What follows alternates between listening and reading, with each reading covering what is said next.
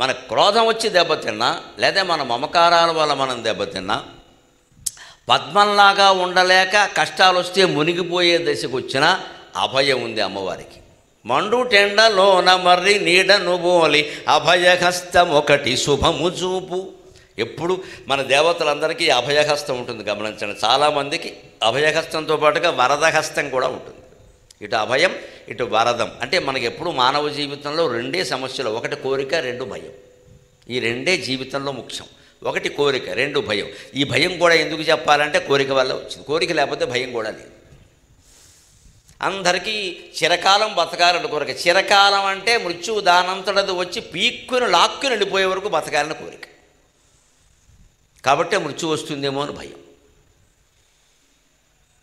బతికేసాం, అయిపోయింది, చేయవలసినవన్నీ చేసేసాం, ఎప్పుడొచ్చినా సిద్ధంగా ఉన్నాను అనుకునేవాడికి మృత్యువు రాకూడదని ఏముండదు. ఇంకా ఆయుష్ హోమాలు అవి చేయడు, అనవసరం డబ్బు దండగా, సమయం దండగా. సిద్ధంగా ఉన్నాం కదా, ఇంకెందుకు. అందుకని కోరిక ఉండబట్టే భయం ఉంటుంది. అందుకే అమ్మవారు ఆ రెండింటినే తీరుస్తుంది. అందుకే అమ్మవారిలో ఇప్పుడు అభయాంకుశ కమలపాశ, ఆవిడ కూడా మళ్ళీ అభయహస్తం వరదహస్తం కూడా లలితాదేవి చేతుల్లో ఉండదు. 4 ఆయుధాలు ధరించి ఉంటుంది ఆవిడ. రగస్వరూప భాషాఢ్య క్రోధాకారాంకుశోజ్వల మనోరూపేక్షు కోదండ పంచతన్మాత్ర సాయక. ఈ చేతిలో ధనుస్సు, ఈ చేతిలో 5 పుష్పాలు. ఇవే మన ఇంద్రియ వ్యామోహానికి లోను చేసేవి 5 పుష్పాలు. శబ్ద స్పరిశ రూపరస గంధాలు. మంచి శబ్దం, మనకిష్టమైన శబ్దం. మంచి కాదు, మనకిష్టమైన శబ్దం, మనకిష్టమైన స్పరిశ, మనకిష్టమైన రూపం, మనకిష్టమైన రుచి, మనకిష్టమైన వాసన. అన్నిట్లోనూ పెద్ద శని ఏమిటంటే ఈ ఇష్టమైన అనేది. ఈ ఇష్టం వదిలేసుకుంటే అన్ని సుఖంగా ఉంటాయి. శబ్దస్పర్శ రూపరస గంధాలు ఏవీ మనల్ని ఇబ్బంది పెట్టవు, ఇష్టమే ఇబ్బంది పెడుతుంది.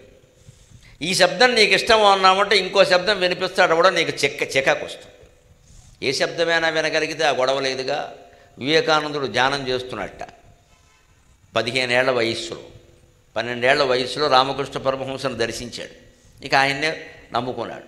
ఆయన ఏదో కాస్త ఈయనకి ధ్యానం అదే అలవాటు చూశాడు. 15-16 ఏళ్ల వయసులో ధ్యానం చేస్తుంటే మనస్సు నిలబడట్లేదు.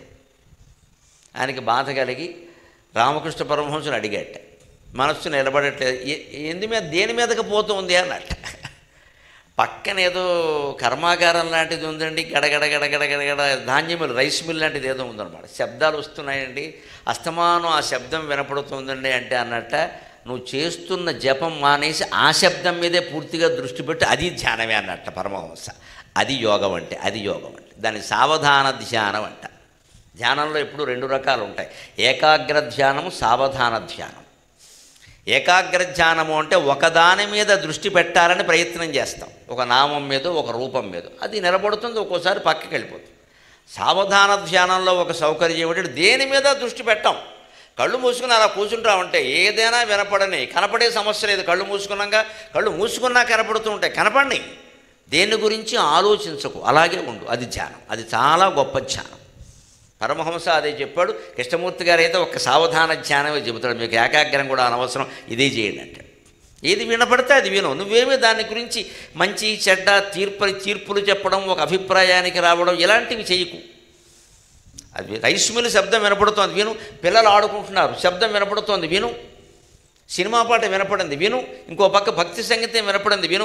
అన్నింటికీ అలా చెవి యొగ్గి నువ్వు దేంట్లోనూ లీనం కాకుండా ఉండిపో. అదే ధ్యానం అంటే, అది సావధాన ధ్యానం. ఇప్పుడు ధ్యానం మనం ఏదో ఏకాంత మందిరంలో కాదండి, అబిడ్స్ జంక్షన్లో కూడా చేయొచ్చు. ఎన్నైనా ఉండని, మనకే అన్ని వింటూ కూర్చుంటాం. దేని మీద మనస్సు లగ్నం చేయడం, మళ్ళీ ఏదో శబ్దం భరించలేకపోతున్నాం, ఆ శబ్దం మీద బాగుంది, వీడెవడో ఇలా వచ్చాడు, అవన్నీ వద్దు. ఇంకా సర్వం బ్రహ్మమయం, ఇది ధ్యాన రహస్యం. అందుకే అతీత, సర్వాతీత అనే మాట వాడాడు లలితా సహస్రం. సర్వాతీత అంటే ఆవిడ ముందు ఎవరేం గొడవ చేసినా పర్వాలేదు, ఎవరు ఏమీ చేయకపోయినా పర్వాలేదు.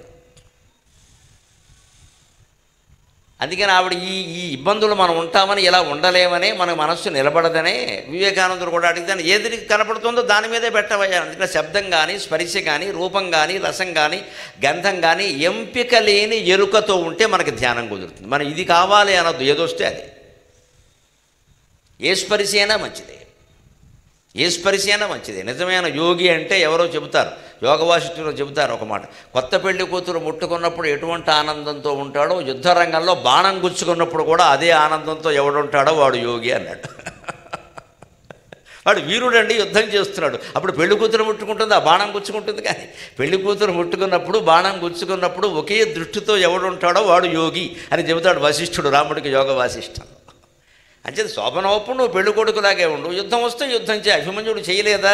కొత్త పెళ్లి కొడుకు కాదా ఆయన? ఉత్తర గర్భవతి, యుద్ధానికి వెళ్ళాడు, ఎన్ని బాణాలు తట్టుకున్నాడు. అప్పుడు మళ్ళీ ఉత్తర ఎక్కడుందని అడిగాడు ఏమిటి? పాపం సాయంత్రమే చచ్చిపోయాడు ఆయన, రాత్రి మళ్ళీ ఇంటికి తిరిగి రానేలేదు. కానీ చరిత్రలో మిగిలిపోయాడు కదా. మామూలుగా యుద్ధంలో వీరుడుగా మిగిలిపోలేదండి, తండ్రిగా కూడా మిగిలాడు. పాండవ వంశం మొత్తం కాపాడబడింది ఆయన వల్లనే. ఉప పాండవులు ఎవరూ దక్కలేదు, పాండవులు వేరే సంతానం దక్కలేదు. ఒక్క అభిమన్యుడు భార్య ఉత్తర గర్భమే నిలబడింది. పరీక్షిత్తే పుట్టాడు, మళ్ళీ ఆ పరీక్షిత్తుకి జనమేజయుడు పుట్టాడు. అంచేది అభిమన్యుడు తండ్రిగా కూడా ఇప్పుడు భాషలో చెప్పాలంటే సక్సెస్. వీరుడుగా కాదు, తండ్రిగా కూడా విజయవంతం అయ్యాడు. ఆయనే కాపాడాడు ఆ విషయాన్ని. ఎందుకు భగవంతుడు ఆయనకి అవకాశం ఇచ్చాడు? ఇంతమంది పాండవులున్నా ఉప పాండవులున్నా అంటే ఆయన రెండు ధర్మాలు సక్రమంగా నిర్వర్తించాడు. పెళ్లి కొడుకుగాను భర్తగాను ఉత్తరతో ఎలా ఉండాలో అలాగే ఉన్నాడు. వీరత్వం వచ్చి యుద్ధానికి చేయాల్సిన ఏమీ కొత్త పెళ్లి కూతురు అనగానే గర్భం ధరించిందని ఆలోచించాల. నేను అర్జునుడు కుమారుణ్ణి, నా తండ్రులకు అన్యాయం జరిగింది, నేను వెళ్ళవలసిందే అని వెళ్ళాడు. బలైపోయేది వేరే విషయం. ఎంతమంది స్వాతంత్రోద్యమంలో బలైపోయారు. ఇది అతీతంగా ఉండమంటే, సుఖదుఖాలకు అతీతంగా ఉండమంటే అది నేర్చుకోవాలి ఖచ్చితంగా. నాకు ఇలాగే ఉంటే ఉంటాను, ఇలా అయితేనే కుదురుతుంది, నాకు పుస్తకం చదువుతాను కానీ ఇలా గాలి రావాలి, ఇలా ఏదో లైటింగ్ ఉండాలి, ఇవన్నీ కుదరవండి. ఎలా ఉన్నా చదువుకోవాలి. ఆ సర్దుకునే తత్వాన్ని మన మనస్సుకు మనమే అలవాటు చేయాలి బాగా. అదే అభ్యాసాతిశయజ్ఞత, అభ్యాసం చేయాలి బాగా. ఇది చెయ్యలేకపోయినా అమ్మవారు ఏం చేస్తుందంటే అభయం ఇచ్చి, పర్వాలేదు అబ్బాయి, ప్రయత్నించు, నేను ఉన్నాను కదా.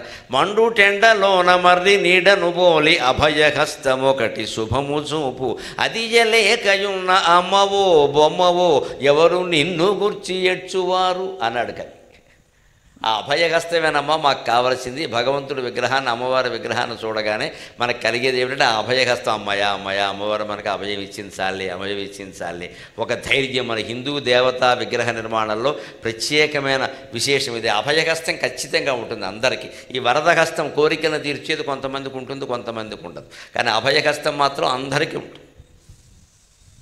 అటువంటి అమ్మవారి ఆరాధనలో మనం ఏం చెయ్యాలి అంటే, విగ్రహారాధన చేసేటప్పుడు చాలామంది వచ్చేవాళ్ళ మీద, వెళ్ళేవాళ్ళ మీద దృష్టి పెడతారు, వీడియోల మీద, రికార్డింగ్ల మీద దృష్టి పెడతారు. మధ్యలో ఆకలేస్తూ ఉంటే ఏదో తిందామని చూస్తారు, అదేదో తినేసి కూర్చో, దేవుడికి ఏం కోపం రాదు. నువ్వు తినకూడదని ఆయన కోరుకోవటం. ఉపవాసం ఉండి కూర్చొని అస్తమానం ఏం దొరుకుతుందా అని ఆలోచించడం కంటే 4 ఇడ్లీ కొట్టేసి కూర్చోవడం మంచిది. నీకు మంచిది, దేవుడికి మంచిది. ఆయన కదడు, నువ్వు కదడు. మనం ఉపవాసం ఉంటే అమ్మవారికి కలిసి వచ్చేది ఏమీ లేదు. ఎలా ఉండాలి ఆరాధన అంటే, నీ వైపు చూచుచుండుద నీవన్నీయు చూచుకొమ్ము నిర్వాణ సఖీ, నీ వైపు చూచుచుండెద నీవన్నీయు చూచుకొమ్ము నిర్వాణ సఖీ, ఏ వైపు ఎంత చూచిన ఈ విశ్వము నిన్ను మించి ఏమీ ఎదగున్. ఈ భావానికి రావాలి మనం విగ్రహారాధన చేస్తున్న కొద్దీ. గణపతి విగ్రహాన్ని చూడడానికి గుళ్ళోకి వెళ్ళి కూర్చున్నామంటే ఎంతసేపు చూడనిస్తే అంతసేపు చూడాలి. కావాలంటే అక్కడ కాసేపు కూర్చోవాలి. హడావుడి చేసేసి తెములు చేసుకుని తీర్థం 3 సార్లు పోసారా లేదా, అందులో ఒక్క చుక్క కూడా కింద పడలేదు కదా, 3 సార్లు తిరిగి ఈ లెక్కలు ఎట్టుకోకూడదమ్మా. గుళ్ళోకి వెళ్ళినప్పుడు ఉండాల్సింది లెక్కలు కాదు, తాపత్రయం, విపరీతమైన తాపత్రయం. నాకు దేవుడు కనపడాలి అంతే. గుళ్ళో విగ్రహం రూపంలో కాదు, నిజంగానే కనపడాలి. నేను ఎలా ఉన్నానో, మా నాన్న ఎలా ఉన్నాడో, మా అమ్మ ఎలా ఉందో, నా భర్త ఎలా ఉన్నాడో, నా భార్య ఎలా ఉందో అలా దేవుడు కనపడాల్సిందే. ఎంతటి పట్టుదల ఉంటే భగవద్ దర్శనం అవుతుంది ఖచ్చితంగా. రామదాసు కవలేదా, త్యాగరాజు కవలేదా, అన్నమయ్య కవలేదా, సక్కుబాయి కవలేదా, మీరాబాయి కవలేదా, మనకెందుకు అవదండి? మన తాపత్రయం అలా ఉండాలి. మనం ఏంటంటే ఈ ఆరాధన చేతనే ఏదో వచ్చేస్తుందనే భ్రమలో కూర్చున్నాం అంతే. నేను వెలగపళ్ళు పెట్టాను, వేపకాయలు పెట్టాను, నువ్వు ఏం పెట్టినా ఒకటే, అవన్నీ ఆయనవే. నువ్వు కొత్తగా తెచ్చింది సృష్టి అంతా అయింది. అందుకే దృష్టి ఎలా ఉండాలని, నీ వైపు చూచుండేదా అమ్మా, నేను నీకేసే చూస్తా. ఆ విగ్రహాన్ని పైనుంచి కిందికి చూడండి, కింది నుంచి పైకి చూడండి. సరిగ్గా లలితా సహస్రం నామాలు చదివేటప్పుడు వరుసగా పైనుంచి కిందికి వర్ణించుకుంటూ వస్తాడు, కింది నుంచి పైకి వర్ణించుకుంటూ పెడతాడు. పైనుంచి కిందికి వరుసగా నామాలు చదివేటప్పుడు అలాగే చదవండి ఖచ్చితంగా. చంపక శోక పున్నాగ సౌగంధికల సత్కచ, అక్కడి నుంచి మొదలుపెట్టండి వరుసగా. అలా కిందికి వచ్చరికి మరాళీ మందగమన మహాలాముణ్య సేవతికి, అని శిఖ నఖ పర్యంతం అంటారు. దేవతలను వర్ణించినప్పుడు పైనుంచి కిందికి వర్ణిస్తారు. కావ్యాల్లోనూ వరువుతిని లేకపోతే వసు చరిత్రలో ఇంకొక నాయిక, ఇలాంటి గిరిక, ఇలాంటి వాళ్ళని వర్ణిస్తారు. వాళ్ళని కింది నుంచి పైకి వర్ణిస్తారు. మన కావ్య సంప్రదాయం కూడా గొప్పది. మానవుల్ని నాయకుల్ని కానీ నాయికల్ని కానీ వర్ణించినప్పుడు కింది నుంచి పైకి వర్ణిస్తారు. గోళ్లతో మొదలుపెట్టి శిరస్సుతో ముగిస్తారు. దేవతలను వర్ణించేటప్పుడు శిరస్సు నుంచి కాలిగోళ్ల వరకు వర్ణిస్తారు ప్రత్యవయవాలు. అందుకే లలితా సహస్రంలో మీరు గమనించండి, చెంపక, శోక, పున్నాగ అలా మొదలవుతుంది. అక్కడి నుంచి నెమ్మదిగా పాలభాగం, నాసిక, తర్వాత ఏమో పెదవులు, అలా కిందికి ఇలా చూపుకం, ఇలా కిందికంటా వచ్చి హారాలు, వక్షస్థలం, నడుము, ఊరువులు, జంఘలు, అలాగే జానువులు, జంఘలు, పాదాలు ఇలా వస్తాయి. చివరికి మరాళి మందగమన మహాలావణ్య సేవతికి, ఆడు హంసలాగా అందంగా నడుస్తున్నావమ్మా, నీకు నమస్కారం అన్నాడు. శిరస్సు మీద ఉండేటువంటి ఆభరణంతో మొదలుపెట్టి మంజీరంతో ముగించాడు. ఖచ్చితంగా సింజానమణి మంజీరమండి శ్రీ పదాంబుజ అని ముగించాడు. ఎందుకు దేవతల్ని పైనుంచి కిందికి వర్ణిస్తారు అంటే వారు పైనుంచే కిందికి దిగుతారు. మానవుల్ని కింది నుంచి పైకి ఎందుకు వర్ణిస్తారంటే మనం కింద ఉన్నాం, పైకి వెళ్ళాలి. విషయం అది. ఒక సంప్రదాయంలో ఇంత గొప్పతనం ఉంటుంది. మనిషి చెప్పడం అన్నమాట, ఇంత గొప్పతనం ఉంటుంది. మనిషి ఎప్పుడు కింది నుంచి పైకి వెళ్ళాలి. మనం కింద ఉన్నాం, ఇంకా కిందకి ఎక్కడ పోతాం? పాతాళానికి. అందుకని కింది నుంచి పైకి వెళ్ళాలి. నాయన ముందు నీ కాళ్ళు చూసుకో, కాళ్ళు శుభ్రంగా కడుక్కో, గోళ్ళు అవి తీసుకో, ముందు శుభ్రంగా ఉండు. అక్కడి నుంచి నెమ్మదిగా శిరస్సు వరకు. యోగాభ్యాసం కూడా మూలాధార చక్రం అంటే కటిభాగంలో ఉంటుంది. దానికే గణపతి అధిపతి. దానికి వినాయకుడు పూజ అంటే మూలాధార చక్ర పూజ, నితంబాధార చక్రాకృతి అంటారు ఆయన్ని. అందుకని నితంబం దగ్గర నుంచి ఈ కటిభాగం నుంచి మొదలుపెట్టి బ్రహ్మరంధ్రం వరకు చేసే యోగ సాధనే. దానికి గణపతే మూలం. అందుకే గణపతి స్థూలంగా ఎందుకుంటాడో తెలిసి కటిభాగం ఇంత లావుగా ఎందుకుంటుంది? యోగాభ్యాసం చేసేవాళ్ళకి కటిభాగం స్థూలంగానే ఉండాలి. ఈ కటిభాగంలో 2 పిర్రలు 2 అర కేజీలు ఉంటే వాడు ఏం చేయలేడు, మన్నాడు చచ్చిపోతాడు అంజంగా, నీరసం వచ్చి. కటిభాగం స్థూలంగా ఉండాలి. అందుకే వినాయకుడు కటిభాగం స్థూలంగా ఉంటుంది. అక్కడ కూర్చోవడానికి వీలుగా, ఎవరైనా స్థిరంగా ఎక్కువసేపు కూర్చోవాలంటే కటిభాగం స్థూలంగానే ఉండాలి. సన్నగా ఉన్నవాళ్ళు కూర్చోలేరు ఎక్కువసేపు, ఎందుకంటే ఎముకల మీద ఆధారపడ్డారు, కండలు లేవు. అక్కడ నెప్పెట్టేస్తుంది వెంటనే. కాస్త కండ కూడా గట్టిగా ఉందనుకోండి 2-3 గంటలు కూర్చోగలుగుతాం. కూర్చున్న చోట కదలకుండా యోగాభ్యాసం చేయాలి కదా మరి. అందుకని ఈ రహస్యం గమనిస్తే తెలుస్తుంది. అది లేకపోతే ఎవరమ్మా అంటే మనం నీ వైపు చూచుచుండదు. అందుకే విగ్రహారాధన చేసేటప్పుడు ఎప్పుడు దృష్టి చెదరనివ్వకూడదు. మనం సత్యనారాయణ వ్రతానికి కూర్చున్నా, అమ్మవారి పూజకు కూర్చున్నా, వినాయకుడి పూజకు కూర్చున్నా, ఎవరు వస్తారో వారికి ముందు కబురు చేయండి. వారు వచ్చారా లేదా మీరు పట్టించుకోకండి, అనవసరం. అది మన మనస్సులు, దిక్కుమాలిన మనస్సులు ఎలా ఉంటాయంటే మనకి వినాయకుడు ఉండడం కంటే వాడెవడో వెంకట్రావు రావడం ముఖ్యం. ఎందుకంటే వాడి ప్రాపకం కోసం చేస్తున్నాం ఇదంతా. మన బంధువులు, మిత్రులు, నాయకులు, డబ్బు ఉన్నవాళ్ళు ఎవరో వాళ్ళు వచ్చారా, వాళ్ళు వచ్చి కొంచెం జాగ్రత్త చూసుకోండి. టిఫిన్లో కాఫీ ఏమిటి ఉంటే ఉంటాడు, పోతే పోతాడు, ఎవడయ్యేవాడు. మనం ధనవంతులకు ప్రాధాన్యం ఇస్తాం, రాజకీయాలకు ప్రాధాన్యం ఇస్తాం, ఇంకా కొంతమంది పిచ్చి వ్యామోహాలు ఉన్నవాళ్ళు అందమైన వాళ్ళకి ప్రాధాన్యం ఇస్తారు. దేవుడికి మాత్రం ఎవడూ ప్రాధాన్యం ఇవ్వడు. కార్యక్రమాలు జరిగినా కూడా దేవుడు ఎందుకు మన కరుణించరు, ఇంట్లో అశుభాలే జరుగుతాయంటే చిత్తశుద్ధి లేకపోవడం. జాగ్రత్తగా అర్థం చేసుకుందాం. చిత్తశుద్ధి లేకపోవడం వల్ల అశుభాలు జరుగుతాయి. లేకపోతే దేవుడు పూజ చేసే చోట అశుభం జరిగే అవకాశం లేదండి, జరగదండి. మనం చిత్తశుద్ధిగా చేయట్లేదు దాన్ని. చిత్తశుద్ధిగా చేస్తే పూజా మందిరం నుంచి బయటికి రాం, అక్కడే ఉంటాం.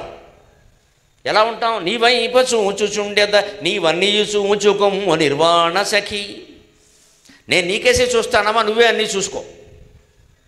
ఎందుకని?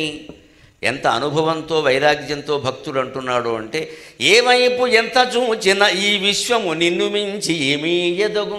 చూస్తానమ్మా, అటు చూస్తా, ఇటు చూస్తా, అమెరికా చూస్తా, ఆస్ట్రేలియా చూస్తా, 16 దేశాలు చూస్తా. ఏముంది? భగవన్మహిమను మించింది ఏదైనా ఉందండి అసలు? ఎన్నో దేశాలు తిరిగిన వాళ్ళు మీరందరూ ఉన్నారు. చాలామంది చాలా దేశాలు తిరిగి వచ్చారు. ఏ దేశం తిరిగి వచ్చాక ఏమంటారు? ఏంటో మన ఇంటికి వచ్చి కాస్త ఫిల్టర్ కాఫీ తాగినప్పుడు ఉండే ఆనందం అమెరికాలో లేదండి. అయిపోయింది, అమెరికా మొత్తం పోయింది. అక్కడ 3 నెలలు ఉన్నాం, మళ్ళీ ఇంటికి వచ్చి కాఫీ తాగానే ఇల్లే. మరి ఎందుకు వెళ్ళినట్టు? అంతే, బుద్ధి తినగా లేక.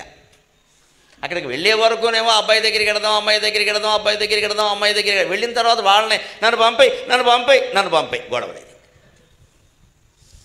ఎందుకని? అక్కడ ఎవడో తోడు ఉండడు. మనకి ఇక్కడ బాగా వాగడం అలవాటు. ఎవడు దొరికితే వాడిని సుత్తు కొట్టి వాయించేసి, when I joined in my service in 1960 అని మొదలుపెట్టి 2023 వచ్చే వరకు వాడు బుర్ర వాయి కొట్టేయడం మనకు అలవాటు. ఎప్పుడు అడగకుండానే ఇవన్నీ ఇలాగ అందుకని ఇప్పుడు ఈ మగాళ్ళకి ఈ బాధ ఉద్యోగాల బాధ. ఆడవాళ్ళకి పూర్వం ఉద్యోగాలు లేవు, ఇప్పుడు వాళ్ళకి ఉద్యోగాలు వచ్చాయి. వాళ్ళు కూడా ఇదే చెప్తారు వస్తే రిటైర్ అయితే. మామూలుగా ఇంట్లో ఉన్న ఆడవాళ్ళు అనుకోండి, మా అత్తగారితోనే నేను ఎన్ని పడ్డా, ఆవిడ సోది ఆవిడది. ఆవిడకి అత్తగారే ఆఫీసు. మొత్తం మీద 70 ఏళ్ళు దాటిన వాళ్ళు అందరూ దయచేసి గమనించండి, మాట్లాడాలనే ఆసక్తి ఎందుకు పెరుగుతోంది, దాన్ని ఆపుకోవాలి ముందు. అదే దైవారాధన. మౌనాన్ని మించిన ఆరాధన లేదు. అసలు ఎందుకు అనిపిస్తుంది మనకి మనిషి రామగానే మాట్లాడాలని? వాళ్ళని పలకరించమండి, పలకరించక మాట్లాడదాం. మనమే ముందు కలిపేసి ఇంకా వాళ్ళని మాట్లాడలేకుండా మనమే 10 మాటలు మాట్లాడేసి మొత్తం మీద వాళ్ళు అన్నది జరగదు. కొందరు ఉంటారు మహానుభావులు, ఒకరు మనం ఫోన్ చేసామనుకోండి, మనం చేసామంటే అర్థం ఏంటంటే మనకి ఏదో పని ఉండేనా? మనకు పని ఉండకుండా ఫోన్ చేయం కదా. మన మాట్లాడిన వాళ్ళు చెప్పి ఏంటి మీరు ఫోన్ చేసి అయ్యి బాబు మీలాంటి వాళ్ళు మాకు ఫోన్ చేయడం అని పావుగంట మాట్లాడి మంచిదండి అని పెట్టేస్తాడు. వీళ్ళు బంగారంగా నేను చేసిన వాడిని నేను మాట్లాడాలా వద్దా? ఉండదు గౌరవం. అంటే అదొక ధోరణి. అలా మాట్లాడేయడం ముందు అసలు ఎదుటివాడు మాట వినకుండా మాట్లాడేయడం. ఏమైపోతాడు అవతల వాడు? ముందు అసలు దైవారాధనలో మొట్టమొదటి మెట్టు ఏమిటంటే మౌనం. అత్యవసరమైతేనే నోరు విప్పు, లేకపోతే కూర్చో. ఆ మౌనాన్ని మించినటువంటి శక్తి దేనికి ఉండదు. మౌనం వల్ల మాటకి శక్తి పెరుగుతుంది, ధ్యానం వల్ల మాటకి ఆకర్షణ పెరుగుతుంది. నిరంతరం రోజుకు 2-3 గంటలు ధ్యానం చేసేవాడు మాట్లాడితే దానికి ఆకర్షణ పెరుగుతుంది. కొన్ని వేల మంది వాడి మాటలను వింటారు ఖచ్చితంగా. వాడు లేదా ఆమె ఎవరైనా సరే ఒక 2-3 గంటలు మనం ధ్యానం చేయగలిగితే మనం తర్వాత 5 నిమిషాలు మాట్లాడినా 5,000 మంది వింటారు. ధ్యానం వల్ల మాటకు ఆకర్షణ పెరుగుతుంది, మౌనం వల్ల శక్తి పెరుగుతుంది. ఇదే ఎంత చూసాం, అక్కడ చూసాం, ఇక్కడ చూసాం. అమెరికా వెళ్ళగానే మనకి ఎందుకు తీసుకొస్తాం సాధారణంగా? అక్కడ ఎవరు లేడు మాట్లాడడానికి, చంపేస్తారు. అక్కడ అరుగుల మీద కూర్చొని మాట్లాడడానికి ఊరుకోరు. అమెరికా అరుగుల మీద కూర్చున్నాం అనుకో, అక్కడ ఎవడికో అనుమానం వస్తే 911కి ఫోన్ చేస్తాడు. వీడు ఎవడో ఇక్కడ కూర్చున్నాడు, లోపల తీసేయండి. వాడు వచ్చి పట్టుకుపోతాడు. అలా బయట కూర్చోకూడదని అక్కడ చెప్తారు ఖచ్చితంగా. మనం బయట కూర్చోకూడదు, లోపల కూర్చోడు. మనకేమో ఇక్కడ పల్లెటూళ్ళలో అరుగు మీద కూర్చొని ఎరా ఏంట్రా మీరు అలాగే ఉన్నారా నువ్వు ఆయనతో పలకరించడం అలవాటు, దారిపోయేవాడు మనకి. ఇదే ఏ వైపు ఎంత చూసినా మనశ్శాంతి లభించదు. అందుకని నిన్నే చూస్తూ ఉంటానమ్మా. ఎందుకని ఇంకా ఆరాధన మీద మనకి దృష్టి నిలబడదండి? మదిని రవంత చింతయు సమస్యగా కొండగా మారిపోవును. మదిని రవంత చింతయు సమస్యగా కొండగా మారిపోవును. ఏమిది ఇది ఎంత మాయని ఎన్నడో చెప్పదే తత్వశాస్త్రము. ఏమిది ఇది ఎంత మాయని ఎన్నడో చెప్పదే తత్వశాస్త్రము. అయ్యది గ్రహించియున్ మరల ఆకుల పోకల లెక్కలేల. అయ్యది గ్రహించియున్ మరల ఆకుల పోకల లెక్కలేల. చూచెదవదివేమి బొమ్మవలే, చూచెదవది ఏమి బొమ్మవలే, చిత్తము మొత్తుచునుండ అంబికా. ధ్యానం కుదరనప్పుడు, మనస్సు పక్కకి పోతున్నప్పుడు కూడా అమ్మవారినే ప్రార్థించాలి. ఇలాగే ప్రార్థించాలి. దిక్కుమాలిన మనస్సు నా మాట వినడం లేదమ్మా, దీన్ని కాస్త గట్టిగా కట్టేయి. ఎందుకని? మనకి చిన్నదాన్ని కూడా పెద్ద చేసుకోవడం వల్ల వాడు, తెలుగులో సామెత ఉంది, కోతుపుండు బ్రహ్మరాక్షసి. అది చిన్న సమస్య, దాన్ని పీకి లాగి పెద్ద చేస్తాం మనం. అదే మదిని రవంత చింతయు సమస్యగా కొండగా మారిపోవు. రవ్వంత చింత ఏదో వచ్చిందండి, అది పెద్ద సమస్యగా కొండగా మారిపోతుంది. ఒక సంబంధం చూస్తున్నాం, పిల్లకో పిల్లాడికో, ఏవో దాని తల్లి తండ్రి కూర్చొని మాట్లాడుకుంటే సరే, ఇంకెవరైనా ఓ బావమరిదో పెద్దండ్రో ఎవరైనా దగ్గర వాళ్ళు, ఊళ్ళో అందరికీ చెప్పాల్సిన అవసరం లేదు. ఎప్పుడు ఏ సంబంధంలోనూ కూడా మనకు కావలసినవన్నీ దొరకవు. కొన్నింట్లో మనమే రాజీ పడాలి.